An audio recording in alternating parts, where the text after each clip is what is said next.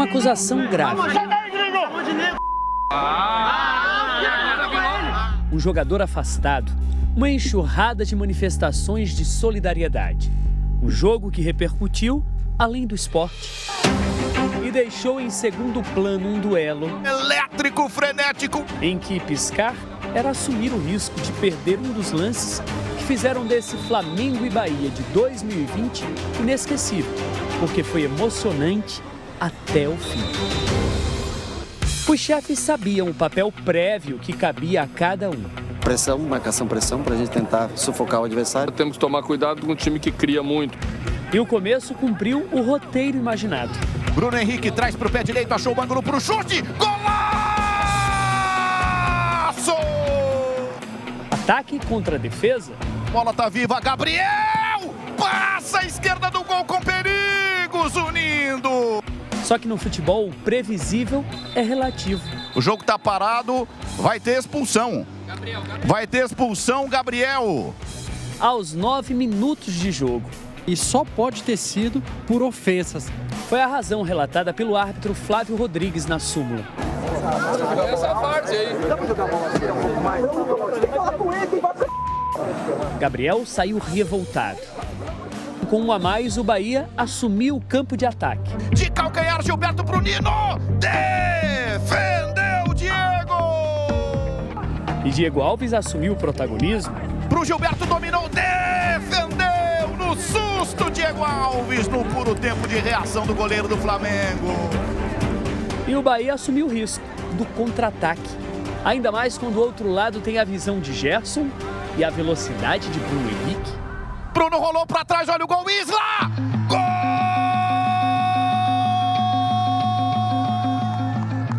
Flamengo 2-0. Que jogo é esse? E por pouco, não fez mais. Que pedalou, limpou, bateu, espalma, Douglas! Liso! Passaram o sabonete do Bruno Henrique! E o Bahia não aproveitou o homem a mais. Olha ele, Bruno, pra fora! Explicar é difícil, eu explicar agora. Esperar o professor corrigir no intervalo, que ele que é pago para isso. Por essa razão ou não, o Bahia voltou diferente, diminuiu. Bom passe pro Ramires, atenção, pé canhoto, bateu! Gol! Empatou. A tocada pra trás, Gilberto chuta bem de média distância, arriscou! Golaço!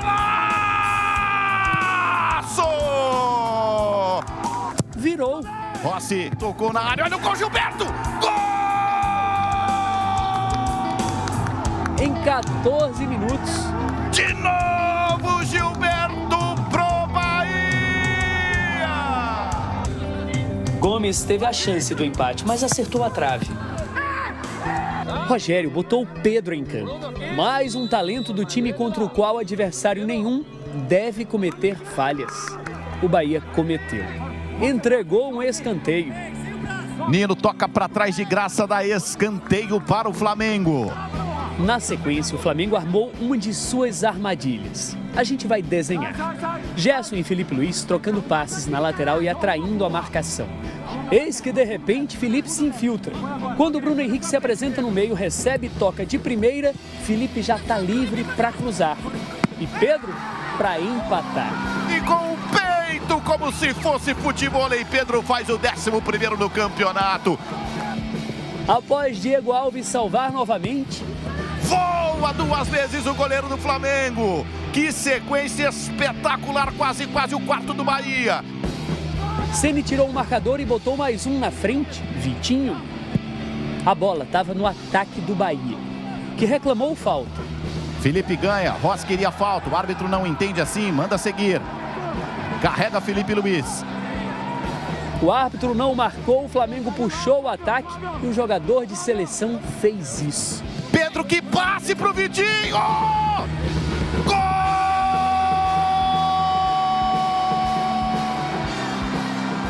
4-3. E o Flamengo deu a letra. B de Pedro, de perseguição ao líder São Paulo. De virada, vivo na briga pelo título. A gente vai lutar com toda a nossa força para poder lá em fevereiro, se Deus quiser, comemorar.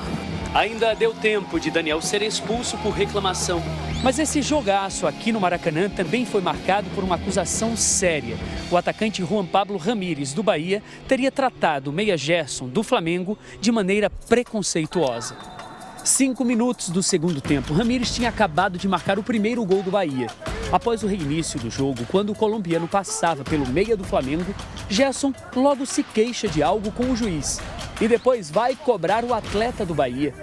O Bruno fingiu que ia chutar a bola e ele reclamou com o Bruno. Eu fui falar com ele, ele falou bem assim pra mim: cala a boca, nego. Isso daí eu não aceito, Gerson também reclamou da postura do técnico do Bahia. Eu nunca falei de treinador, mas humano, ele tem que saber respeitar. Gerson se refere a este diálogo.